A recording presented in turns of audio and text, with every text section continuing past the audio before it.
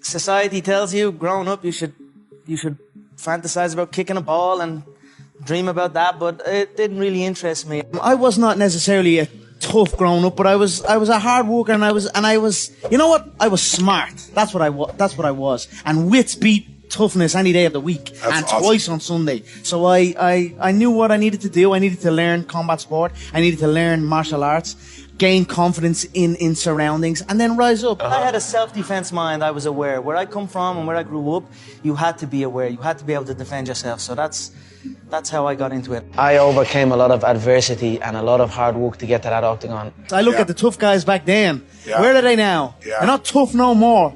I am happy that I have put martial arts in the spotlight in my country and shown it for what it is, true dedication and a beautiful discipline. No Irish man has done what I have done. I opened up pathways for my people. We came steaming through the door, thanks to my belief and my hard work. Before me, there was no Irish man that had succeeded in the UFC. There was no one.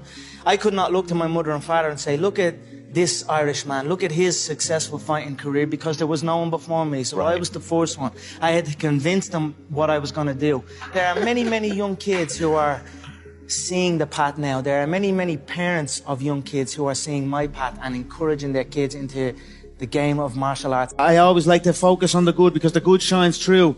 But where I come from, we're not supposed to climb to these heights. We're told that. It's instilled in us. And I wanted to break that mold and pave the way, open up paths. And that's what I'm doing, and I'm happy and honoured for it. An Irishman in the UFC was literally, and I mean literally, laughed at. We were laughed at. I was laughed at when I said we were going to get to the UFC. Myself and my team were going to get to the UFC. Never mind get a win. Never mind even get a win in the UFC.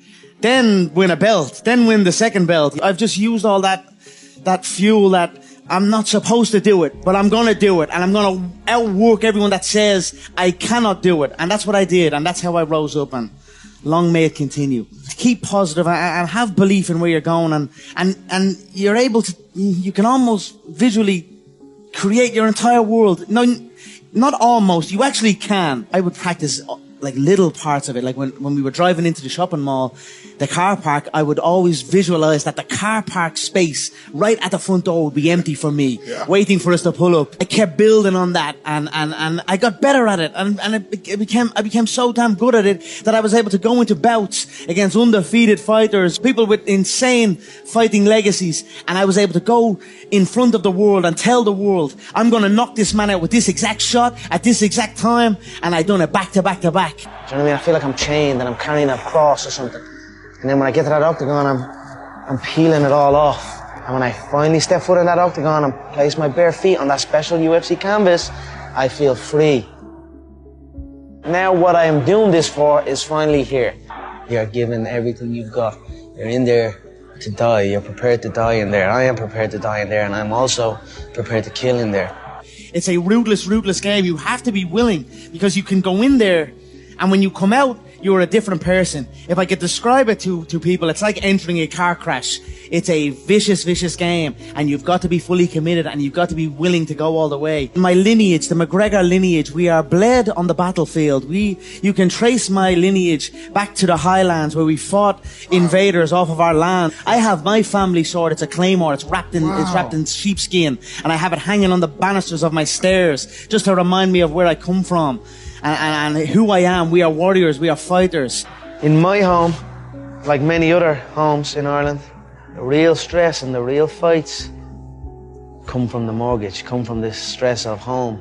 A lot of people are getting evicted from their homes around here. So that's something that I've grew up with. That was a big stress in my family. It caused a lot of stress. My mother and father are still young. Now they have their feet up, they can relax, they are in a new place, so it's good. That's something I always dreamed of. It's a beautiful life. Make no mistake about it, it's a beautiful life. I live good now. I live damn good. I live like I should, like I'm supposed to. I make correct decisions even in there, even in defeat. I know when it's if there is an out and it's time to get out. I know when to live to fight another day. Yes. You know, so you have to be intelligent in there as well. Otherwise, you won't live to fight another day. Yeah. And I don't claim to know it all, But what I do know, I know it damn well, you know, and I'm continuing to learn and continuing to push on.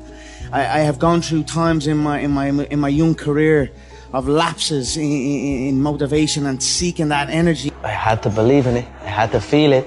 I had to have faith in it for it to happen. For many times I was laughed at and not believed in, but you know what? Nothing external can defeat the internal. The only thing that can take someone down or break you down is internal. Nothing external is strong enough. It's just about making sure your internal dialogue and your internal belief in yourself is strong enough that it can withstand the external. I love it. Give it to me. Give me all that doubt. Tell me I can't do something. Tell me I'm not gonna cross over and make that jump into a completely new sport. Not only against some random guy, against the damn best. Yeah. I do it for the competition, to step foot inside that octagon, to have that feeling of freedom. So that is why I say I don't feel pressure in there. I do not. I feel free in there. If you're in a game, make sure you're in it all the way, all in with it, and then that game will be your game. Your lack of commitment is almost an insult to the people who believe in you. I want to give back to the people who believe in me and give them that belief, you know, and prove that belief correct. The amount of media obligations, the amount of times I felt like I was a monkey in the zoo, locked in a cage, and they feed me a banana and tell me to dance. I'll tell you what, for a period of time, it was messing me up.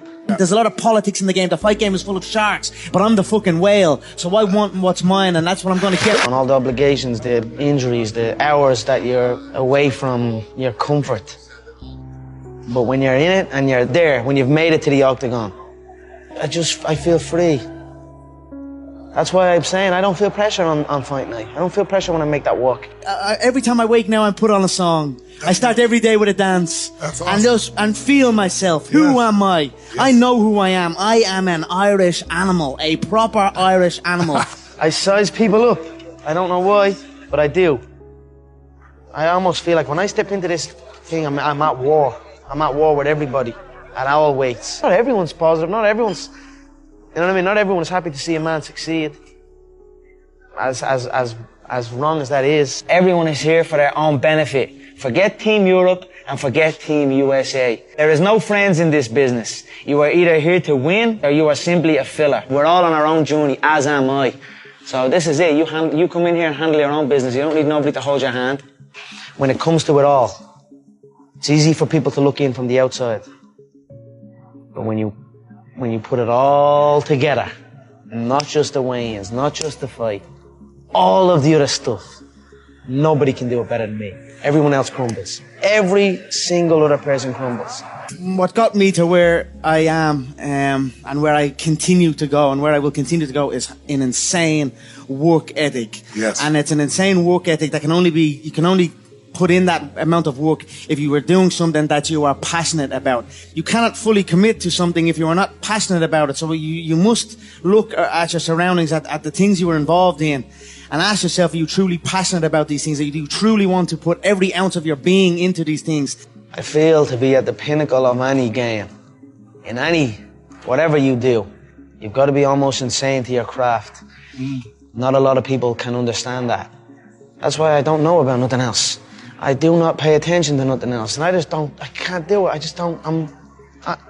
People are talking to me, and in my head, I'm counting something. I'm counting up a number, or I'm knee deep in a sequence. But I am blessed that I was able to find my passion, the fight game, the whiskey game, the fashion game, the fitness game. Yes. These are my true passions, and I'm going down these avenues that these avenues that the fight game has opened up for me. I'm going down them at 100 miles an hour with no brakes and full confidence in what lies ahead. And let's see what the next 30 years will bring, because I've no doubt it will be more amazing historical things.